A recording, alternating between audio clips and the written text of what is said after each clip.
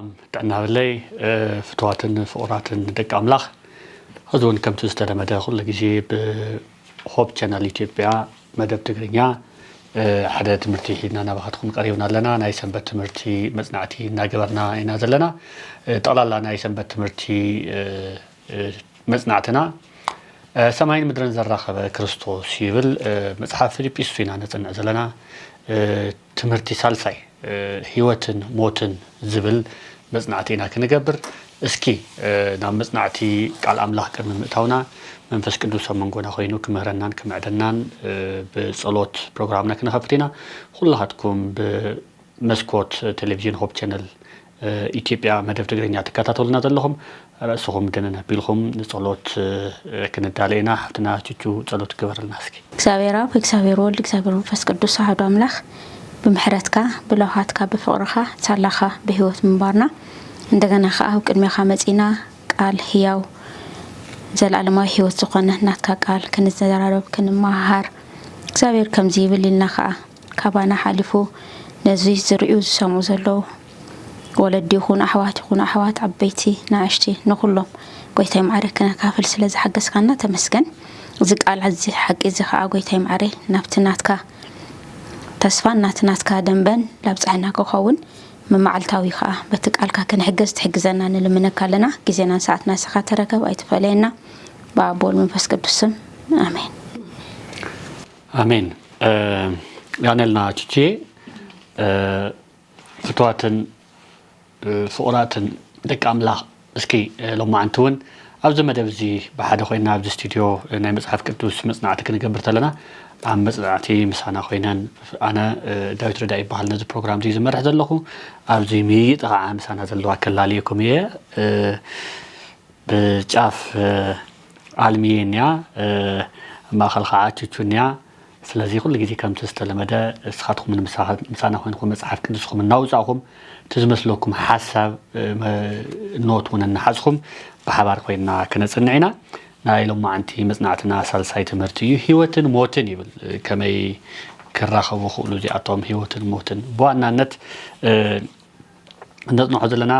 መጽሐፍ ፊልጵስ ኮይኑ ካብ ቁጥር 1 ካብ 19 እስከ 20 شوعة نبزلينا لما عندنا نصنع ነገር ግን ነዙ ቃል ነቲ ነጽንዖ መጽናዕቲ ከጣና خرولنا ከራጉዱልና ዝخولو ካፕቲን ናፍቲና خدنا መጽሐፍ ቅዱሳዊ ጥቅስታቱን ከነጣቀሲና መጽሐፍ ቅዱስ ሓስኩም ኩላሃቶም መጽሐፍ ቅዱስኩም ገንጽልኩም ሳና ከተጽንዑ ዕድመኩም ዝጽናዕ ጥቅሲ ኣብ ፊልጵስዩስ ምዕራፍ 1 ቁጽሪ 21 ይርከብ ከምዚ ኸይብል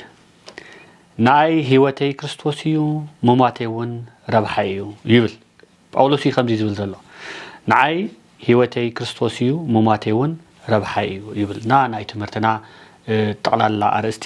ህይወትን ሞትን ይብል ህይወትን ሞትን ከመይ ከራኸቡ ሁሉ ህይወት ማለት እንታይ ማለት እዩ ሞት ማለት እንታይ ማለት እዩ ንህይወት ዘለና ርድኢትከ እንታይ ይመስል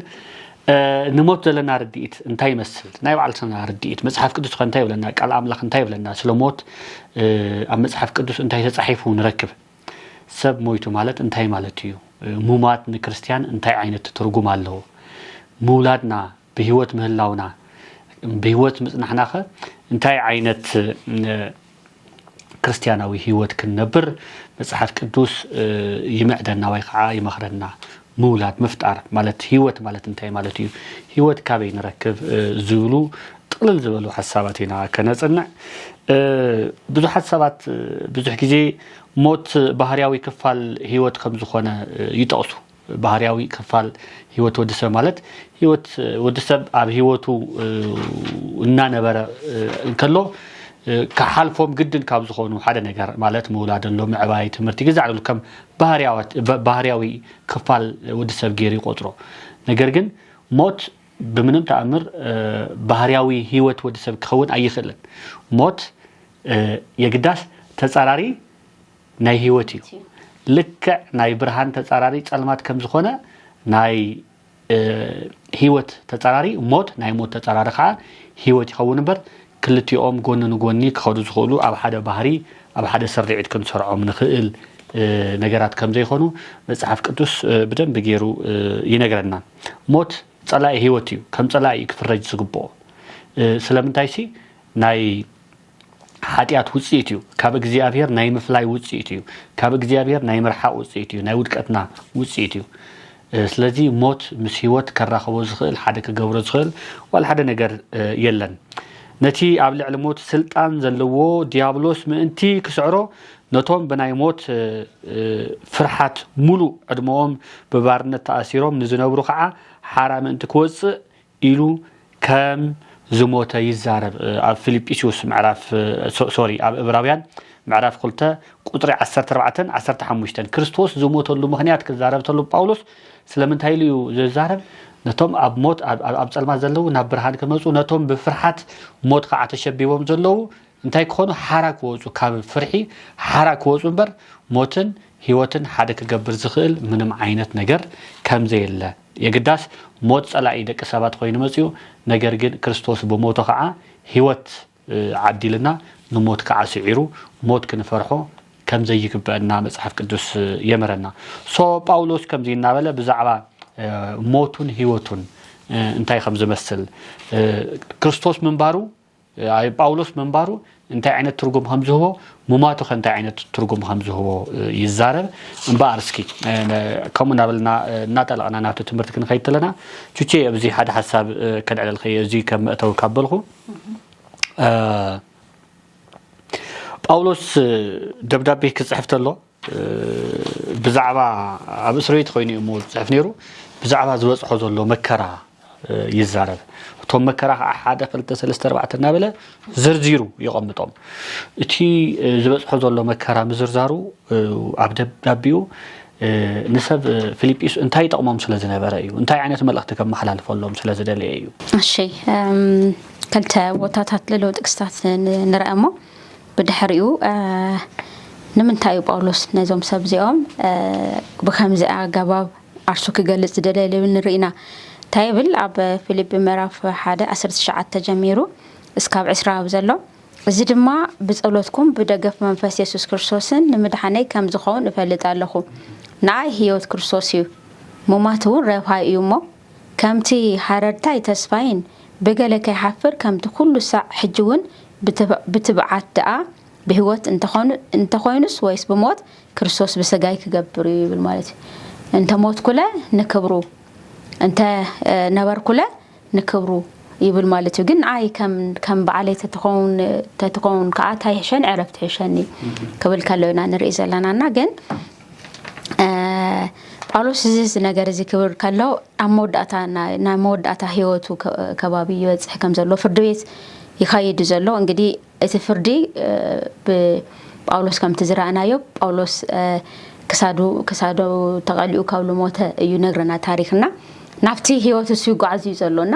ዳሃርታ ኢሉ ኣብቲ ፍርድ ቤት ቆጽሮ ነይርዎ ይብለና ታሪክ ከብል ከሎና ኣብ ሰዓታም ክታይሉ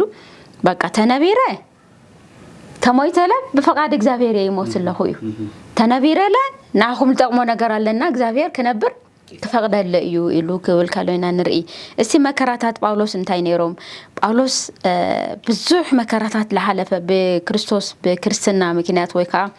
ክርስቶስ በመምራጹ ምክንያት ብዙሕ መከራታት ለሐለፈ ሰብ ከም ዝኾነ ኣብ ካልኣይ ቆሮንቶስ ምዕራፍ 11 እስራን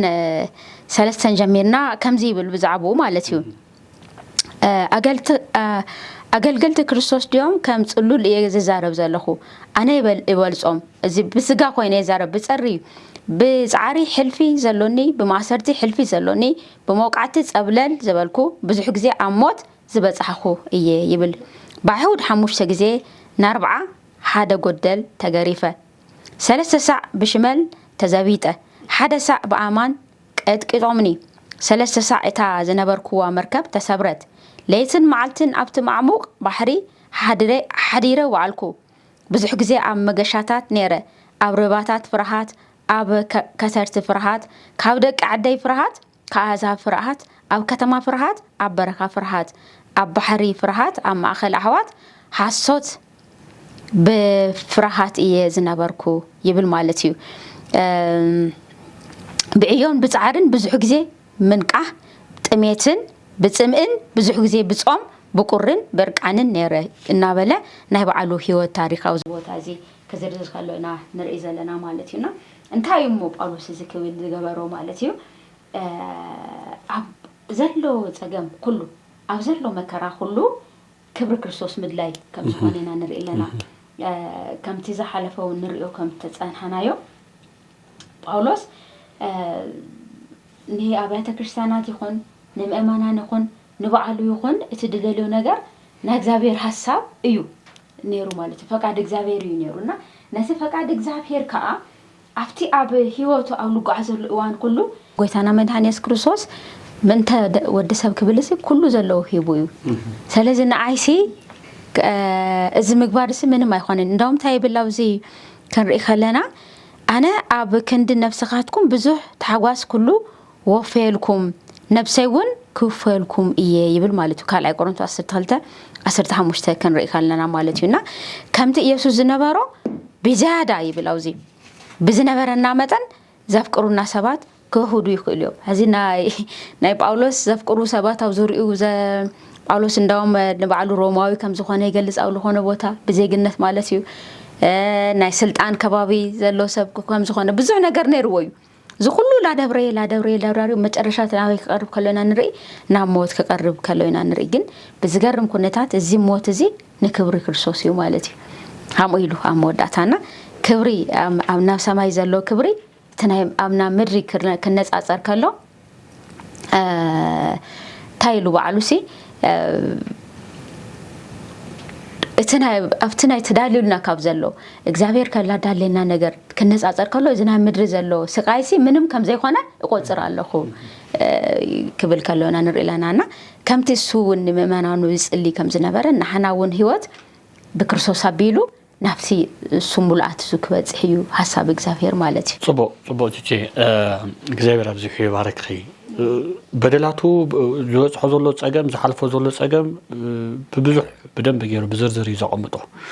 نجرجن نم مراري نبرن تزعمطه زناري يقدس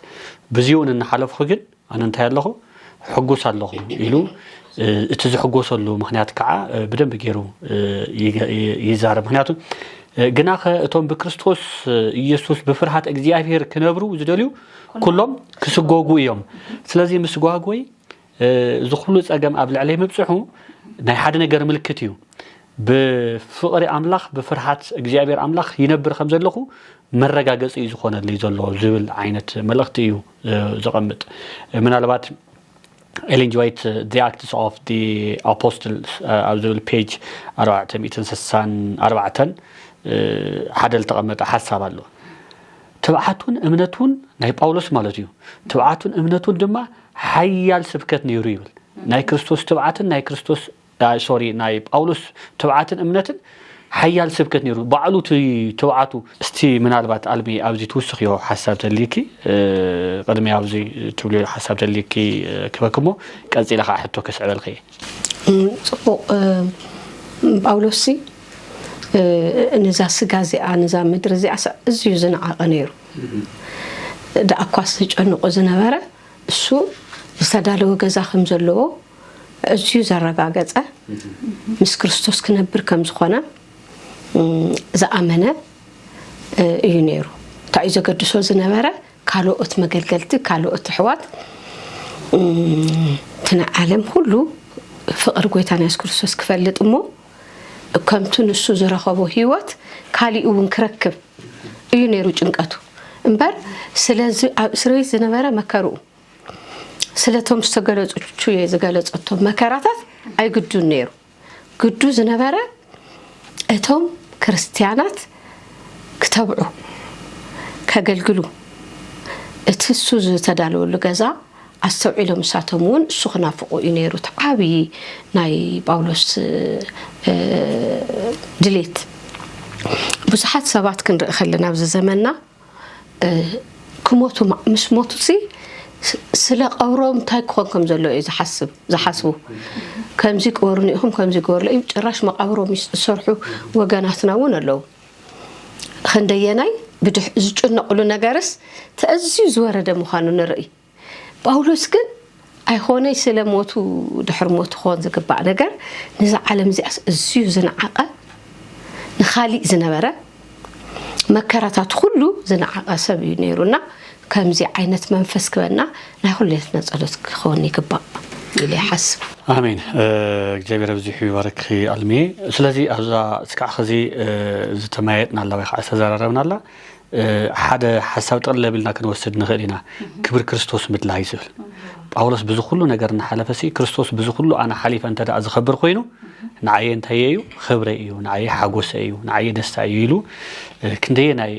ጳውሎስ ንክብሪ ክርስቶስ ይቀድም ከም ዝነበረ ዝረጋግፀልና እሞ ኣብዚ ኸዚ ዘለና ክርስቲያን ከዓ ክብሪ ክርስቶስ ተገንዚብና ብህይወትና ኩሉ እናሓልፎ ንክብሪ ክርስቶስ እንተ ደኣ ዝውዕል ኮይኑ ዋላ ፀገም ዋላ ማእሰርቲ ዋላ ስቃይ بكريستوس باك ولا ناخم زقبا عوي ملغتي يمحلالفلنا اسكي خلاي قرنطوس معرف عسرته كابوصر سلسلسكو وزر شديشته ابزلو كنا نبيوت لنا كان ببلكادو استي طبشي بسغا نملالس كلنا كو كم سغا عين واغا انينا يبل كم سغا عين واغا انينا ازوار وقنا اب قدم املاح نمفراس صنع عردتات برتع ينبر سقاوي أيكونن يبل بصحة زي مسجان مستمن كيخوانا قلسنا مس كريستوس مسنا نبر قلسنا مس من تأيو مس أنصار أمنتنا أنصار كريستوس مس خيديو مالتيو أما بالحمشة تأيول بقو خا حسابات مس فلتأث أملاح زي على لإنزبالة نجر كلن النفرسنا كل أمرنا نمئزاز كريستوس نمارخلو علنا أسقر ما بخلا يو بقو خا حسابات مسفلت أملاح نزيد على الزبالة ننجر كل النفرسنا كل أمرنا نمئزاز كريستوس نمارخلو علنا يبل أما بالشرشاي مئزازكم مستفزمون اتي زي مئزاز زبله كله كنقصقو تدالينا علنا يبل اش ስለዚህ አውዚ ዘልዕሎ ውግእ ዝብል ነገር ዘልዕሎ ነገር ነው አውግኢና ዘለና ይብል እንደገና ዓነቲ ውግእ መዋግእ ዝኸውን አጽዋር ወን ከም ዘሎ ይዛረብ ትውገና እንታይ እዩ ታጽዋርና ከንታይ እዩ ጳውሎስ እንታይ እዩ ዝምዕደና እንታይ እዩ ዝነግረና ዘሎ هو وقنا تأيو مسكفو منافسي وقنا بعنصار كريستوس مسنك أساقسو كمت نريو بأولس أسريتي زلو من يأسيرو وقناتو يمأسيرو نمنتاي سلازة أمنة كريستوس سلازة أمنة قنسو توما أسربيت زحلو زأسرو وقاس نعوم تاي قبرلو نيرو يسألي اللهم نيرو سلازي السوس اللؤو مسؤوم كيخونس مستو حسابو ميزت على نيرو وقو نعو حسابو ميو سلازي حسابو مزفرس ناي كريستوس امنت صولت يوناتو أزوار منفس قدس ينيرو أزوارونا توقعنا كريستوس مزت عرر منفس قدس مزت عرر كفو نعنا خودق مسدالي عقل تختال المسدالي كفو منفس يوقعو أزوارنا دما منفس قدس يو نشتنجل أوزي لتنابس سيطانو نزوار الله سبزي أمد تتاليلوني ونقرتايو مدرسي تقالوهم زلوا يفلتن منفساوي تقالوهم زلوا يفلتن إننا سيطان أزوار الله ندق سبات كلا خلو تزي خونس بعلم لبعلم أرسم كأصله لداليوم أزوار الله مالت أزواراتنا سيطان كزارب كله زتاي يبل مكناتهم كرسوس يستايلو سو كان مجمر تجمير أبو حسوت يقول حسوت نا سيطان أزواري عاوز تايب لنا سيطان أزوار سيطان رسحان صيفن قالات لومي كهزان كابنيش تنزان جميرو بقى سويلو بقى دم كأب عزم خلعت زرباتات يزار هزيك كان نامنا أزواريو نا سيطان كم زخانينا نرئي قال معصاب امون زي مخان حفرت فرحي بزو حماق ነገራት ያጠቃልል ማለት ይዝናይ ሰይጣን አጽዋር ማለት ናምላክን መጽኸለና ግን ፍቅሪ ሰላም ምሕረት ለውሃት ትዕግስቲ ሕያውነት ርእስኻ ምክታዕ እዚኦም ዝመስሉ ነገራት ከዓ ከአምላክ ዝርከቡ ነገራት እስቲ አየኑ ዩቲ ተጻራሪ ማለት አዩን ሀዚስ ሕግ ዝኽልክለካ አየኑ እንደውም ጳውሎስ እኮ በጋላትያ ዲው ነዚኦም ዝኽልክል ሕግ የለን ይብል ብዛዕባ ፍረ መንፈስ ቅዱስ ምስ ዘርዘረ ማለት ይውና ኣብዚ ቦታ እዚ ናይ ሰይጣን ኣጽዋራት እንታይ ልገብሩ እዮም ካይዶም ንመጨረሻ ንኣኻና ሞት ልወስዱኻ ነገራት እዮም ማለት እዩ ካይዶ ሰይጣን መወዳእታ እንታይ ገብረካ ማለት እዩ ናብ ሞት እዩ ዝመርሐካ ማለት ግን ሓደ ሰብ ኣፍቂሩ ተባይሉስ ኣፍቂርካ ተባይሉ ልእሰር ሰብ ነዮ ዶ ንምንታይ ኣፍቂርካ ንምንታይ ሰብ ኩሉ ተኸናኺንካ ገለ ተባይሉ ልእሰር ሰብ ይህሉ ዶ ኣይህሉ ወይ ከዓ ሰላም ነገሩ ሓደ ግዜ ሰይጣን ባዕሉ ይጥቀም እዩ ማለት ሰላም ኢሎም ሰባት ከሰብኩ ከሎ አይ ያው ጽልኢ ንምንታይ ለሰበካ ተባይሉዎም ተጋላጦሽ ልኾነሉ ዘመን ንርኢ ለና ግን ሰላም ክነብር ምሕረት ክገብር ለዋሕ ኮን ክዕገስ ሕያይ ኮን ተልኻስ እዚ ልጻረር ሕጊ የለን ማለት እዩና ዋኑ ግን ኣጽዋር ሰይጣን ዝስበር ብምንታይ እዩ ከምታ ዝተነበበ ባጽዋር ኣምላኽ እዩ ማለት እዩ ንሓደ ሰብ ጽልኢ ክስዕር ትኽእል ብምንታይ ብምፍቃር እዩ ዝኾነ በቃ ቅምታ ወይ ከዓ ሕነ ምፍዳይ ከተብል ትኽእል ብምንታይ ምሕረት ብምግባር እዩ ስለዚ እትና ሰይጣን ኣጽዋራት ብምልኦም መፍረስ መን እዩ ማለት እዩ ናይ እግዚአብሔር ሕጊ እዩ ማለት ናይ እግዚአብሔር ስርዓት ወይ ከዓ ናይ እግዚአብሔር ኣጽዋር እዩ ማለት እዩ ዝኩስ ኸይደል እዋ ታዩ ውገለና እዩ ቃልሰለና እዩ ቃልሰ ከም ዘለና ክንፈልጥ ክንኽእል ኣለና ሓንሳ በክርስቶስ ኮይና ማለት ስሙዝ ለሆነ ህይወት አሎ ማለት እዩ ኣብ መድረስ ከዓ ዘለና እዛ መሬት እስካ ተዓልፍ እስካ ተዓርፍ ኣብ ውግእ ከም ዘለና ነገር ግን ንዝውግእ እዚ ንዝጦርነት እዚ ክነሸንፈሉ ንኽእል ግን ኣጽዋር ከም ዘሎ እቲ ኣጽዋር ከዓ ቃል ኣምላኽ እዩ ሰሰናይ ዘበለ ነገር ሁሉ በመንፈስ ቅዱስ ተመልአ ሁሉ ሓቂ ቁንዕና ዝኾነ ብምኻድ ክነሸንፍ ከም ንኽእል ነየናይ ነቲ ካብ ሰይጣን ፍላጻ ዝመጽእ ኣጽዋር ክነሸንፍ ከም ንኽእል ይዛረብ እሽተይ ዕረፍቲ ወሲድና ክብራትን ፍትዋትን ደቂ ኣምላኽ ሕዞን እሽተይ ዕረፍቲ ወሲድና መጽናዕትና ክንቕጽል ኢና ሰናይ ጸኒት ኣይትርሓቁ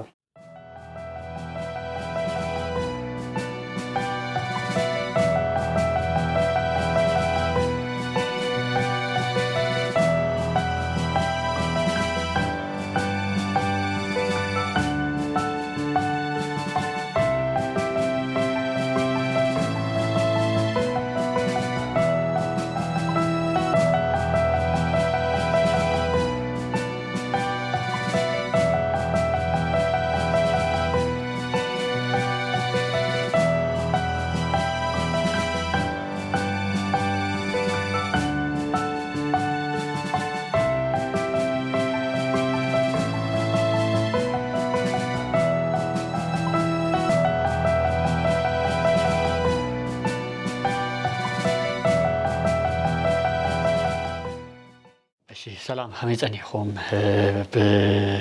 بدقامي عندنا خا مليشنا مزينا لنا دحرين اشتي عرفت موساد مصنعتنا كنقلص لنا هزين نزلنا فيليبيس معرف حدا كاب قصري 19 እስከ 27 ተቀሚጡ ዝርከብ ሐሳብ እዩ ጳውሎስ ናብ ፊልጵስ መልእክት ክጽሕፍ ተሎ ኣብቲ መልእክቱ ዘቀመጦም ዋና ዝኾኑ ሐሳባት እናልዓልና فقد أملاخ أبز زمن زي خنتايو نعنا خنتاي مهرنا نتاي معدنا زبل حسابينا نتمايتنا زلنا بسانا سلازلخم حجون قويت أبزو حيباركم كنغزلنا تشي استي هو أنتون تاينا ولنا يرنا أب كنات لنا طورنات لنا أسوار عجنا لنا نحن نتقام ولا ما أسوارنا كاب حسينا كاب من نستسرح كاب طاولان من نستسرح أو حسينا نستسرح كي خنا قال أملاخ زخنا كاب سماي زورة أم صحف قدوس تصحيفون نروحه حسابينا الناس أنهنا ما زي أبن قبل له ساعات قويتا عب سماي عبزلو مقابايا ويكا دانيا بيت فردي دانيا خوينو يقمت لنا زبل حساب ريل لخو باولوس زقمتومو مستنو قبرو خونات كميناتي قويتان عناس دانيا خوينو فردي كبنا زغل عبز نقر زي تايسكي حساب تليكي اوكي باولوس እግዚአብሔር ፍትሃዊ መሆኑ ለዛረብ ማለት ፍትህ እንግዲህ አምቲ ካውዙ ቅድም ምዝራናዮም ማልሳት ብዙ ደቅ እግዚአብሔር ወይ ካን እግዚአብሔር በክርስቶስ ኢየሱስ ንክርስቶስ ኢየሱስ ናመሰሉ ከነብሩ ዝደልዩ ሁሉም ላ ተሰጎጉ ላ ተቀተሉ በቃ ሰራርሃ ጸልማት አብ ብርሃን በርትዑ እስካብ ለመስል ብዙሃት ቅዱሳን ደሞን ፈሲሲና ካቦም ውስጥ ጳውሎስ እንግዲህ ሀዱና ጳውሎስ እንግዲህ ታዩ ዝብሎ ፍትሕ ዝዶንገ ይመስል አው ዝምድሪ ምክንያቱም ናይ ጳውሎስ መሟትስ ፍትሐዋይ ኾነ ታዩ ሞገሩ ፍቅር ሰቢኻስ እርስ በርስኻ ተፋቀር ሰናይ ነገር ግበር ንሓውኻ ፍትሐዋይ ይኹን በፍቅር ክርስቶስ ተመላለስ ኢልካስ ተእሰር ተመውት ፍትሐዋይ ኾነ ግን ጳውሎስ ታዩ ብሎ ሓደ መዓልቲ ግን ኢሉ ሓደ መዓልቲ ግን እቲ ኩሉ بمعرة جيرو زفرد إجزابير مستقل تجبروا فتحوي كجبروا أب رأي يوحنس معرف حمشتن قدوسان يبل قدوسان عم مسوي أو تحت مسوي سك دم قدوسان سي يوحز يبل هذه زوم قدوسان تايبلو اسكام معازيخا زي تفردلنا اسكام معازيخا زي ترئنا يبل أو رأي يوحنس مالتينا دحريو جن إجزافير زهاو ملسي ويخاكرسوس زهاو ملسي جنا إلو جنا كم تكامهم إذا سوى عزيز كوستو بزو حس لزلوا بسلام عرفوا يلو عدا خداون تخدناهم بالمال سلازي النب أولوس حزب زعافة تحيو باولوس يزارب الله مالته جن النب أولوس النب بيتروس يخونو الن استفانوس يخونو بكرسوس يسوع سامينهم حوارات نبيات بتي حق سلاج تملالسو لك كم كريستوس يسوع بايزو حتى سلاجي جبريو كم مدري نفس ما يكعرق لخالنا انقدي كبر أملاك لسانه كلهم جن من أنت كريستوس يلوم بتحتي مقابر زلوا كلهم هذا معلتك زافير تيجبريو تلعن يلو كله كالعلي يومه كودهارة نتي سناين نتي كفون تيجبرو في تحاول زغان مرقد من قدي فردك هبيو سلازي نزي معلت السنة رأيه بالوس إذا حساب زي التزارب مالتي. سناي تباركي بس يسوس اسكاب زحابرنا يبل ولا كنت تقتلنا كن السعرين خلني ناي اسكع مش كريستوس زحابرنا اسكع بمنقد كريستوس أخذنا صلاي زقتلنا يمسلو كنموت نخليناها نجرجن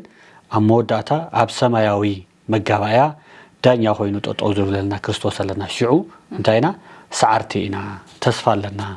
زبل ناي سعراينت اواجيو بروكليم زغبر زلو استي قلتلنا مسو تتحيزو اب مصوعات املاح مؤمن كريستوس انتي مصوعه هيبنا يو تمصوعه خمينا نامنو تمصوعه مستوعلنا مؤمنانك امن فساو غعزنا انتي تقمنا كمي امن فساو هيوتنا كنبرتعي حجز الناس جيجي ابزي باولوسون زقمطم حساباتلو يساتم نالعنا اسران هادن مراف حدا عندنا نري لنا فيليبي اسران حدا ننبه كم زيبل اسران حدا مس اسرا بحدا ينو انتو زنببكو يبعلو ينا ملسا جن كم بو يدلي كم زيبل نا هيوت كرسوسيو مماتون رافا يمو كمتي حررتين تسفاين بقله كحفر كمتي كل ساعة حجون بتبعت دعا بهوت انت خوينس ويس بموت كريستوس بسجاي ككبريو مسبلة مس كريستوس من بارويخا مس كريستوس مخان لامصو ربها يزارب زلاو زمالتينا اوس فيليبي هذا اسران هذا نرعنايو حساب تايو مالتيو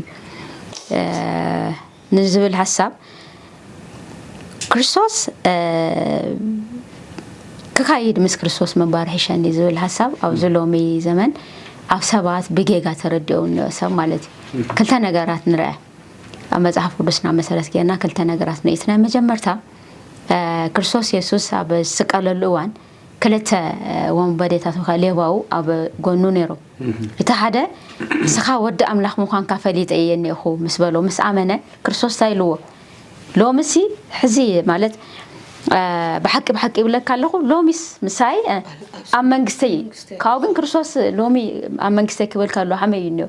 كريستوس ابي نيرو امسقل نيرو مجرشا تا خوينو حزوم قبيروم لزي مالت زي سبزي امنغستي املاح اتيو مالت بامنات جن انت موته كواس اتيلنا اول تنبرلو رستسي رخيب قال خاي ولا هزي ما قاور تورد لخا دخون كاي بلولو كريستوس دخون كاي جن ኣብታ ሙታን ድምጽ ሰማያዊ ብሉ ለዓሉ መዓልቲ ታይ ትገብርካ እስኻ ናው ህይወትኻ ዝብል ትርጉም ኣሎ ካላይ አልዓዛር ክርስቶስ ኢየሱስ አልዓዛር ኣብ ዮሐንስ ወንጌል ምዕራፍ 11 ክንሪ ካለና አልዓዛር ሓውና ደቂሱ ይልዎ ካኡ ዋ ደቂሱ ተኾይኑ ማታይ ገለ ምስ በሉ ኢሉ ሙስለሞቱ ይዛረብና ዳር ምስ በዘግን ካብ ልሞተት ክንደይ ማዕልተ ገይሩን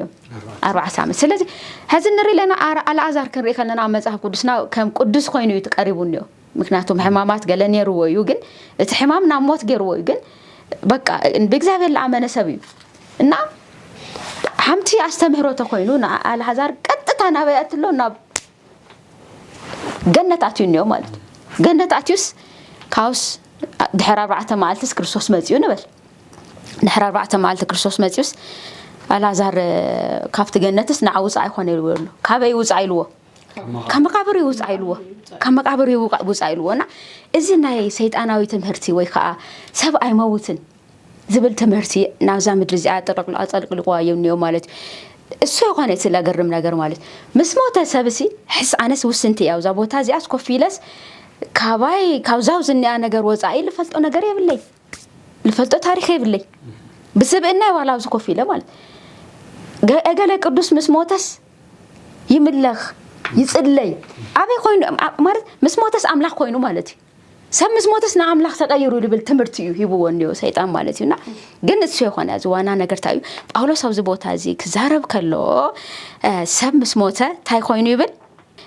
መክብብ ምዕራፍ 9 4 ከ5 ጀሚሩ እስከ 6 ማለት ከምዚ ይብል ሄዋንሲ ከም ዝሞቱ ይፈልጡ እዮም ሞታት ግና ገለኳ አይፈልጡን መዘከርቶም ተረስዑሞ ድሕርዚ ከቶ ረብሃ የብሎምን ፍቅሮምን ጽልኦምን ቅንዓቶምን ድሮ ጠፊኡሞ ካብቲ ኣብ ትሕቲ ፀሓይ ዝግበር ዘሎ ኩሉ ከዓ ንዘላለም ግዴ የብሎም ይብል ማለት ስለዚ ጳውሎስ አዝታ ይብሎ ማለት እዩ በክርስቶስ ከዓርፍ የክድቅስ ንዓይስ ምድቃስ ይሕሸኒ እዩ ምድቃስ ይሕሸኒ ከካይድ ምስ ክርስቶስ ከነብር ማለት ታዩ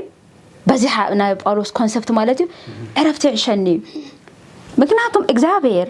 ባይዞ እዚ ወቀጥታ ናበይ ወስደና ናብ ተፈጥሮ ናብ ፍጥረት ሰብ ይወስደና ማለት እግዚአብሔር ንወድ ሰብ ከፈጥሮ ከሎ ታይገሩ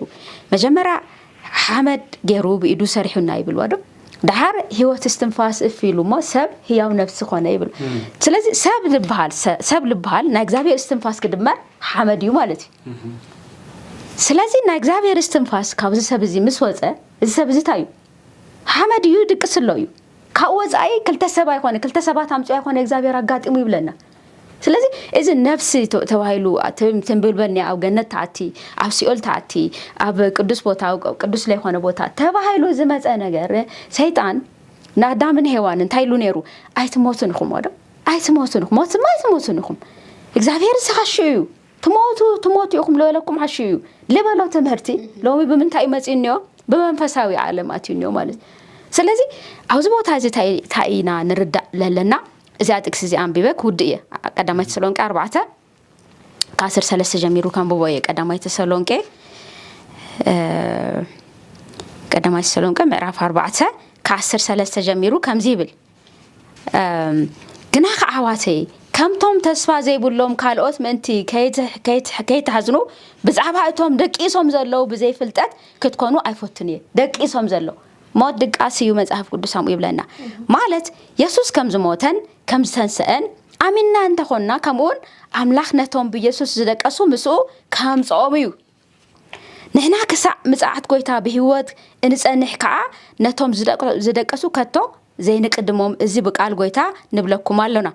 ጎይታ በዓሉ በናይ ትእዛዝ ድርታ በድምጽ ልቀ መላእክት በመለከት አምላክን ካብ ሰማይ ኮርዱ እቶም በክርስቶስ ዝሞቱን ቅድም ክትንስዮም ድሕሪ ሓና ከዓ ጸንሕና ዘለና በህይወት ጸንሕና ዘለና ጎይታ አው አየር መስዓታቶም ሀቢርና በደመና ከነንላዓሊና ከምኡውን ናህዋሩ ምስ ጎይታ ከነብሪና ደግም በዘን ቃላት እዚአተን ንሕድሕዲኹም ተጸናንዑ ይብል ማለት ስለዚህ ሞት ናይ ንክርስቲያናት ታዩ ናይ መወዳታ ቦታ አይኾነን ሞት ንክርስቲያናት ታዩ ድቃሲዩ ክርስቲያናት ከነብል ከለና ከምቲ አንቶ ዝበልናዮ እቲ አጽዋር አምላክ ለተሰከሙ ማለት አጽዋር ሰይጣን ተሰከምካ ሰማይ ቤት የለም ሓደ ሰብ እድሜ ልኩ ተጻራፋይ አፉ ካለ ያስተካከለ ሰብ مسموتس كموت نفسه بلللللاس ناو هيوت تعتلو من ما ينت مكنيات يلا مالتي تموت تعرف تدقس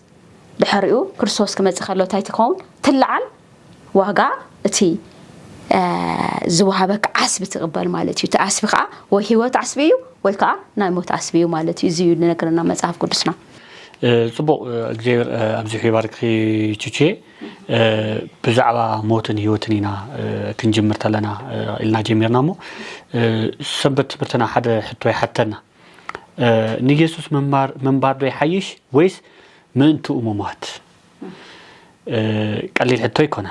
نيس حزب باولوس تزعرف يحشني تزموت يحشني يو عرفت تزقبر يحشني ነገር ግን ክሰርሖ ዝግባን ስራሕ እንተዳ ሃልዩ ኮይኑ ክርስቶስ ገና ክሰርሖ ዝሃበኒ ስራሕ እንተዳ ዘይወዳኹ ኮይነ خذوا انت كجبر مرض انت تصنعكو مرض يبلمو اسكي زي عبدي ديسكاس غيرنا نملسو يكونن نعاخاتكم بمسكو تلفزيون تكاتاتولنا زلخم كلخاتكم قدسان هيوتنا كمين مزنا لنا سلي تايو نيسوس منبار حشنا ويس من تو مومات زبل ديسكاس كتغبرلو سلازدلو خيه قصيلنا علميه لاواخيه كمص بحاده منفس صنيعكم بحاده دو بلو يبل انغدي كم كريستيان بحاده منفس صنيعنا بحاده دو كنبل باولوس انتاي معدوم نسب فيليبيس بتلي معرف حدا قصر 27 زلو حساب يزي بتلفزيون مسكوت تكاتاتولنا زلو محواتناون زي كتبو كله عدمكم بحدا منفس صنيعكم بحدا دو بلو اسكي ابزي حساب تليك علمي بحدا منفس صنيعهم بحدا دو بلو زي نمصحف قدوس نكرستنا طرحت يكونه نمنم عينت بحبرات نسرح نجارات وسانيو بحد ندحر دو زيلكا منم نجار كتسرح يتخيلن على ما نزلوا مالتيو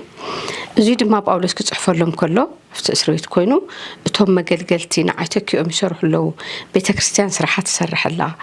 كتسرح يلو زحارو يوم ويم دما زغلغلو زلو بصوتو كمخرم كله يزي بحد تكونوا دوبلو حزبون كريستيانات ابيت كريستيان حد غزي حد غونص نرينا يفلط اب كل ابيت بيت كريستيان بحد دحو ندحزيلكا دما بيت كريستيان يكون خالق نجر كتمرح يتخيل سلازي زينا هيوت مرهنا كون زغبؤ صنع ملختيو ان افيليبيوس حدا اب 27 مس 28 بحد كم بويه كم زيلو صحيف الله كابتوم تزاررتي بحاده ነገር እኳ كيس سنبدكم ازينا አቶም ንጥፍአት ንአኻትኩም ግና ንምድሓን ምልክት እዩ መን ይሱ ሕብረቶም በሓደ ጸኒዖም ደው ምባሉ እቶም ንቶም ጸላእቶም ታዩ ጥፍአት እዩ ንአኣቶም ግን ታዩ ንቶም መገልገልቲ ግን ታዩ ምድሓኖም እዩ ስለዚ ሓቢርና ደው ምባል ናይ ምድሓን مخنياتنا يو مالتي إذا خا كاب أملاخيو إذا كونلنا زخل بتمكحتي أنا يخليه بمبال بس جانا تمكحنا هنجورو نخل نجار من ميلان دعكوس بأملاخ جن كنا مكحت للا كل مننا كن أملاخ كن درب خلنا جن تايخون بأملاخ يسخون لنا مزيئة كريئكم انتو خوينا ويس كيلوخو سلا امنت وانجيل بحانت نفسي مساي انا تقادركم بحاد منفس قتلكم كم اتقوموا من انتك سمع حانتس نبرتكم نوانجيل كريستوس زابق عطراي يخون يبل سلازي بحاد مسنقوم وانجيلون كنسبخ نخل مالتي نخالو اتون ناي مدحان مخنيات كنكون نخل سلازي نمزدفو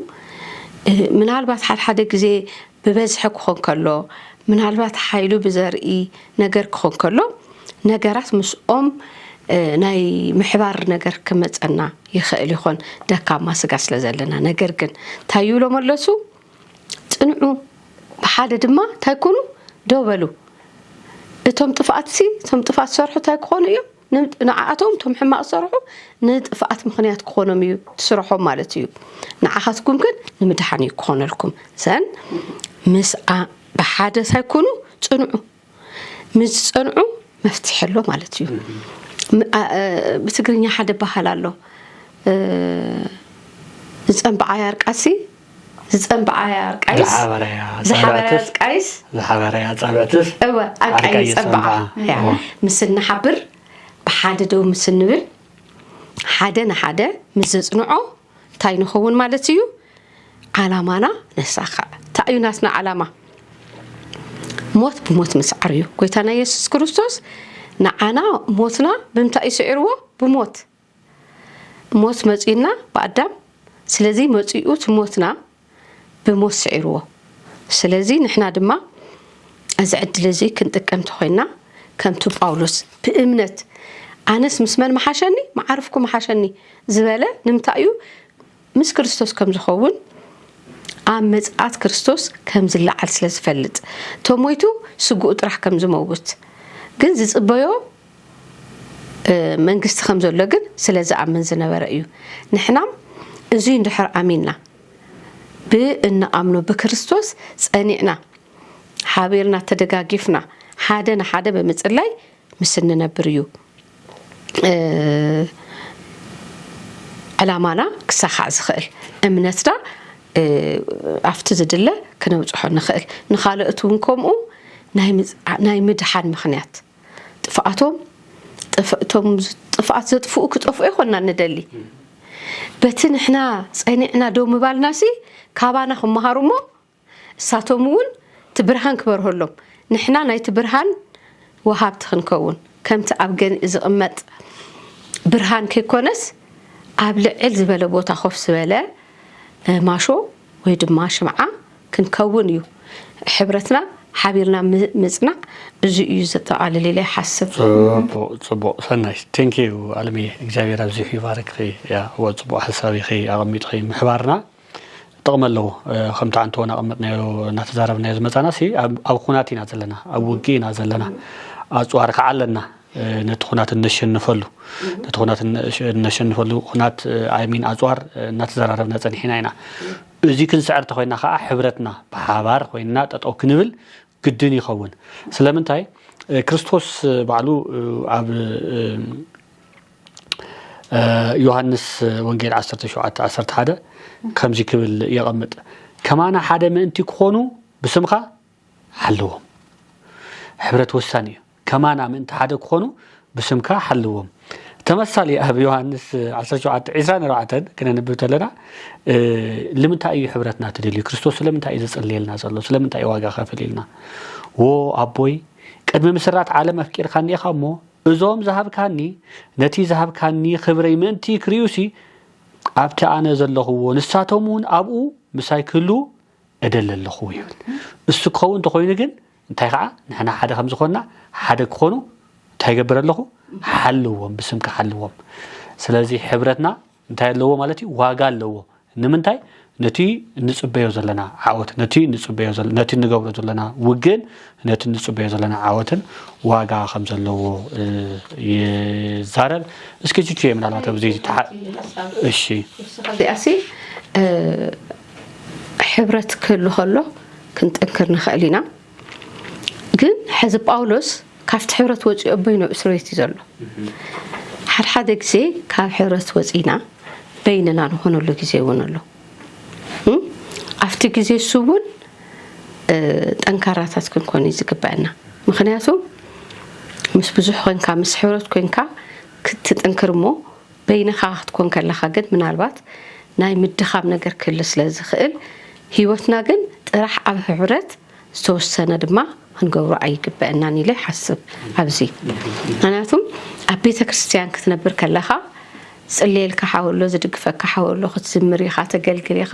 በቃ ዝበዝሕ ግዜኻ ኣብቲ ኣገልግሎት ኢኻና እንዳጠንከርካ ትኸይድ ግን ብኹነታት በይንኻ ትኾነሉ ግዜ ክፍጠር ከሎ ግን ከም ጳውሎስ ጠንኪርና ደው ክንብል ክንክእል ኣለና ኢለ ሓስብ أو كله علمية زولتو لكعيو باولوس بأكل تأثيره كباتم تفلينيرو ستيلنا وجن بحلنو بعايمرو بتحساسه وجن عفت حبرت وشتينيرو تركليو كم متن سبات بأكل فليلنا أجتوسنا بوتا كنخون تلنا كابز لمدنا يوم كريستيانات حبيرنا يوم كابز عبنا كريستيانات كندكم تلنا كابز برتوعنا كنحزن تلنا كابز نعنعنا كنرحق تلنا بتليقع كمنا باولوس أب حدا جنيا بوتا تأثيرنا تداخلنا تخكليو تاكن قبر كنا خلالنا كنت انكري قبا أكلاو حبرت سلسعنا يو كندكم يولنان كنت انكري قبا مالت ناتاي مالتي منفساو حبرت ناون كنا قلت لنا ايو صبو حسابي قد الخي علمي استي تشي من علامات ابدي توسخي نغير تحليو وسخمو نابخالي حساب اكن قلت لنا حد حتو كسعب الخي افتنا علمي زبالتو بحدا منفس اني اخادو مبال عدخا صنيخا محلاوي حتتي ان كان حنا كل شاب كم زغازم انبسا بزورينا لغازم صلاي للنا مالتي بمدراوي حق ولا تاريخا سبات بحاده كخونو خلو زامصو عوتنا تخفافيلهم كخادو خلو لمصو سعرات نريو لنا ودو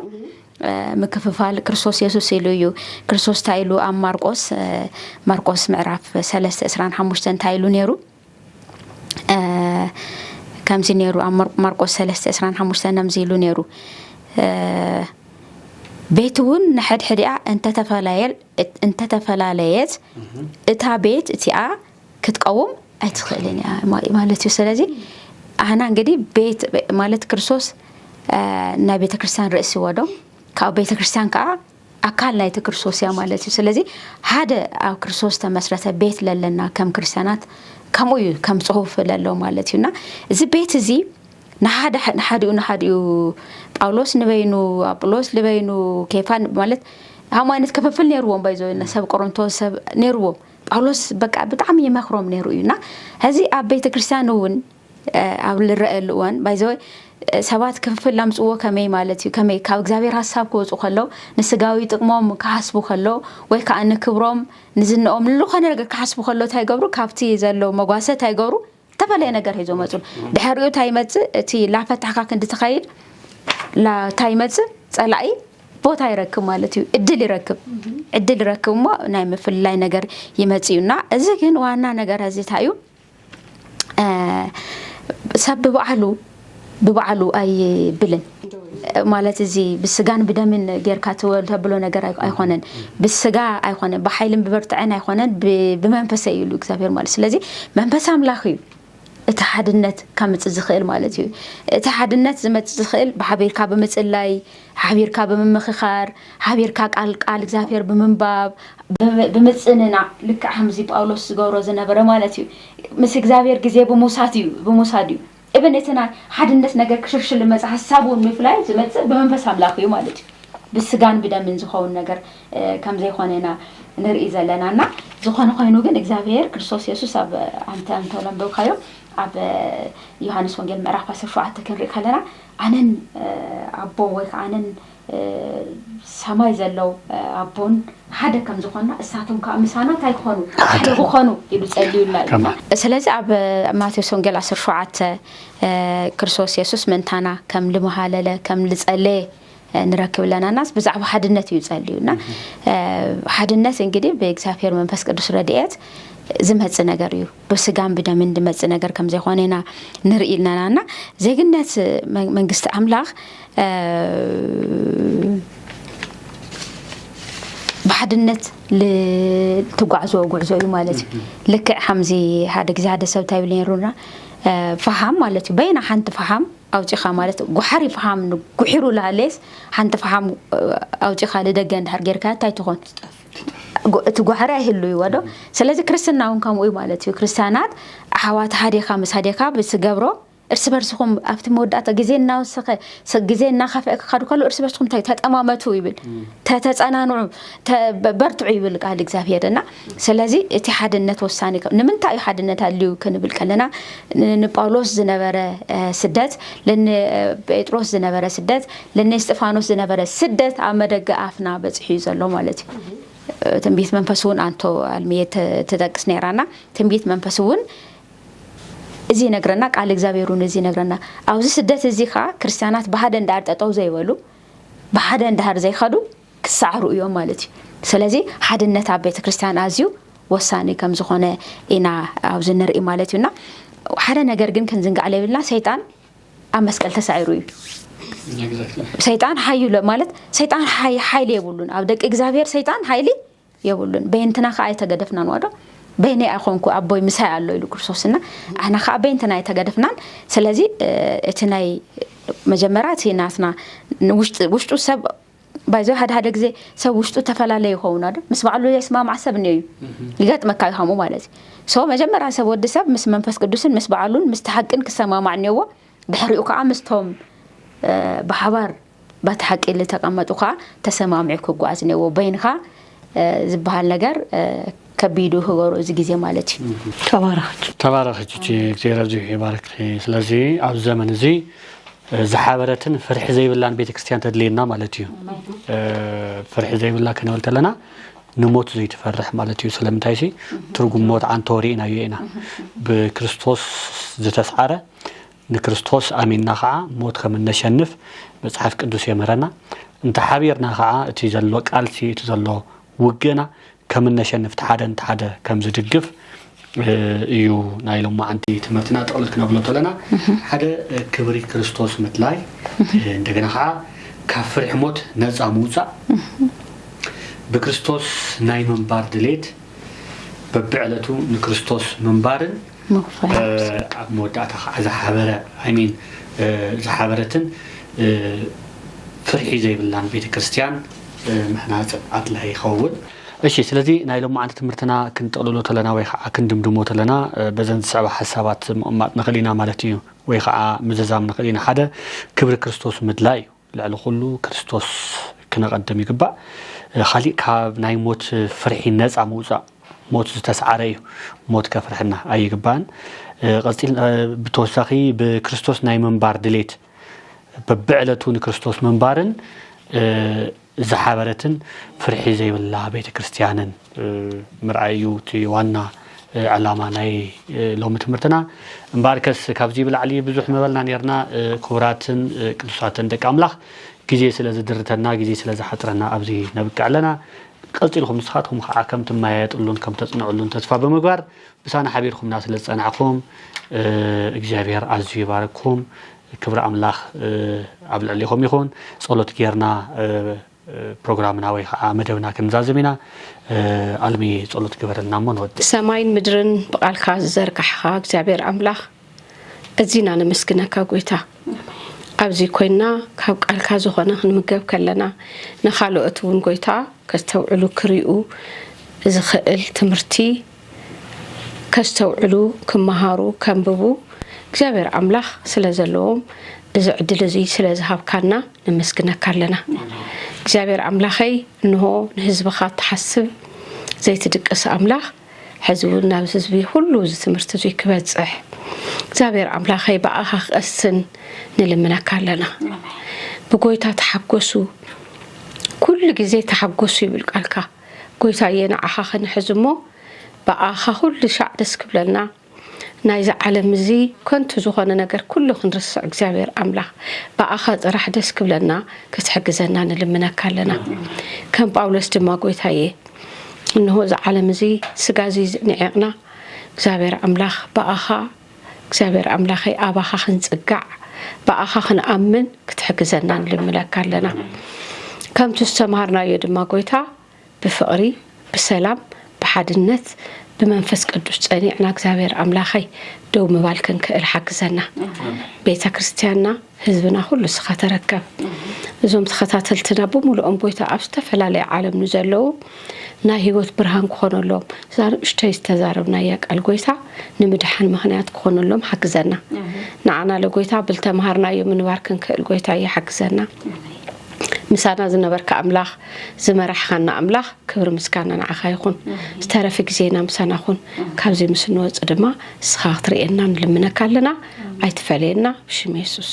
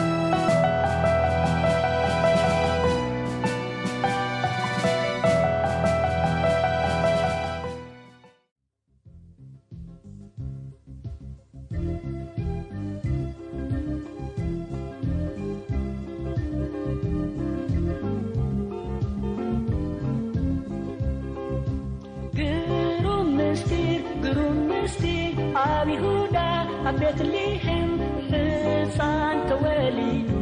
بسرعة عالم قروم مستير أبي يهودا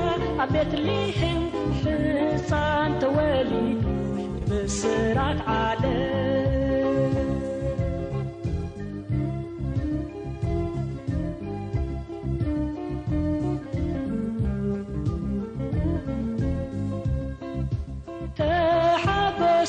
نفسي تدستي لومي تفتحكي كما صرتي يسوس تولدو أبعتي قروم مستير أبي يهودا بيتليهم حصان تولدو بسرعة عالم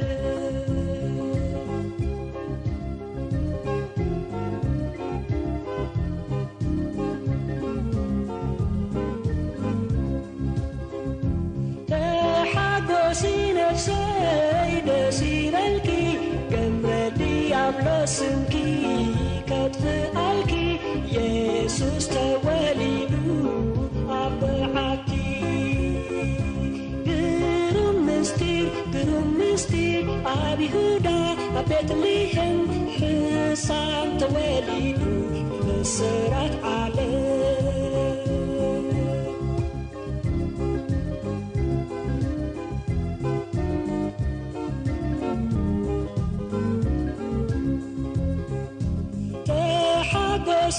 نفسي تدستي بتعمي بتيحو ناي سيطان مجزاتي يسوس تولدو أبعتي قروم مستير أبي يهودا بيتليهم حصان تولدو بسرعة عالم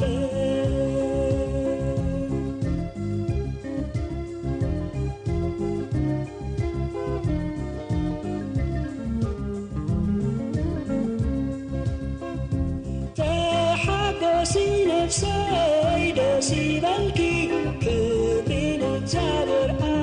أبكاب لبخي ناتي حدا ودو زهابكي قروم مستير أبي يهودا بيتليهم حصان تولدو بسرعة عالم قروم مستير أبي يهودا بيتليهم حصان تولدو بسرعة عالم